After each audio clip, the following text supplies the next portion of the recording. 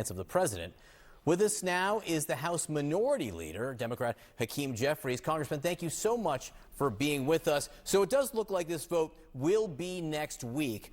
What do you think it will tell us? Where are the numbers right now? Well, good morning. Great to be with you. It's my expectation that the legislation will pass, potentially pass decisively.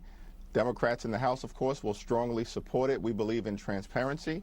We believe it's been far too long that this information has been hidden from the American people. And it's extraordinary that rather than focus on trying to actually extend the Affordable Care Act tax credits, drive down the high cost of living, or make life better for the American people, Donald Trump and his folks have spent this week pressuring Republicans not to back the effort to release these Jeffrey Epstein files to the American people.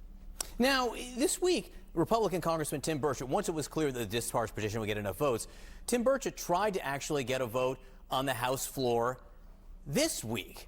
And through House procedures, apparently it would have required leadership on both sides to sign on. House Speaker Mike Johnson says you wouldn't sign on to having a vote this week. Why not? Yeah, that's actually inaccurate. It appears to me Mike Johnson didn't reach out. He spent 7 weeks stopping Representative Adelita Grijalva from being sworn in. And the reason why they were on vacation, a taxpayer-funded vacation for 7 weeks, is because they had no answers for the American people on the health care crisis that Republicans have created, and they were unwilling to swear in Representative Adelita Grijalva because they knew she would be the 218th signature to trigger this up or down vote. So I have no idea what Mike Johnson is talking about. It is interesting to me that as we're talking about this, you keep on turning the discussion back to health care and affordability. What risks are there, do you think, for Democrats in spending too much time on Epstein as opposed to these bread and butter, kitchen table issues for the American people? Well, we have to focus on a variety of different issues that we know are important to the American people. And the American people deserve better than the extremism that has been unleashed on them from day one of this presidency. And it certainly is the case that we're going to continue to focus on driving down the high cost of living in this country. America is far too expensive.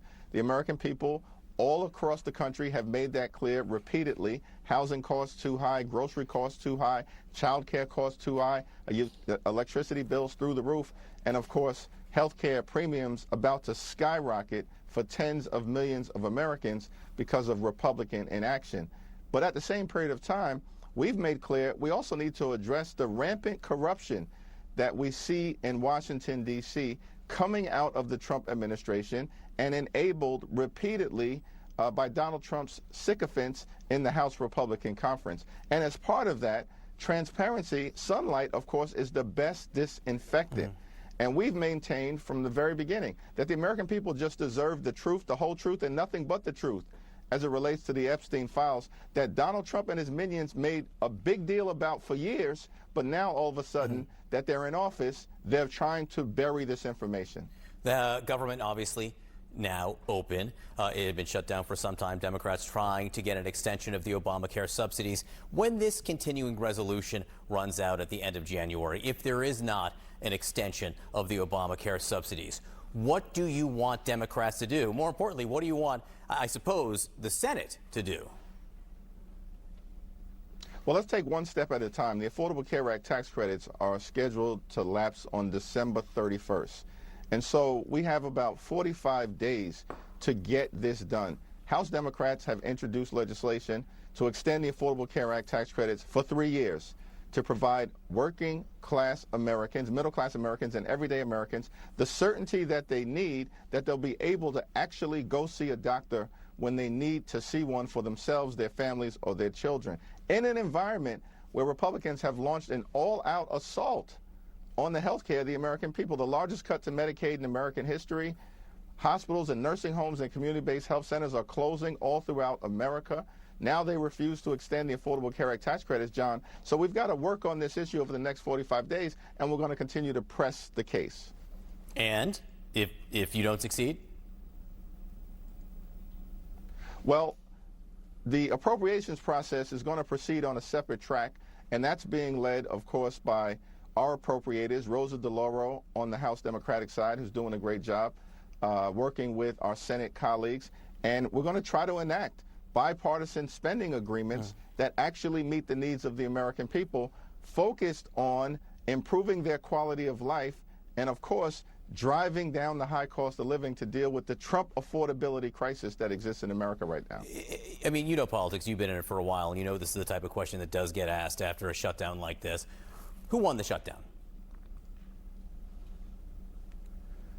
Well, the American people lost because Republicans made a decision intentionally. They control the House, the Senate, and the presidency, that they'd rather shut the government down than actually provide affordable health care to everyday Americans all across the country, including in the states that are going to be most affected, which happen to be states like West Virginia, Wyoming, Alaska, Mississippi, Tennessee, Texas, South Carolina, Alabama, North Dakota, and South Dakota. Those are the 10 states most affected by the failure to extend the Affordable Care Act tax credits. And Republicans have been able to do everything else, including finding $40 billion to bail out Argentina, but unwilling to find a dime to actually provide affordable health care to everyday Americans. And so hopefully they'll adopt a different approach.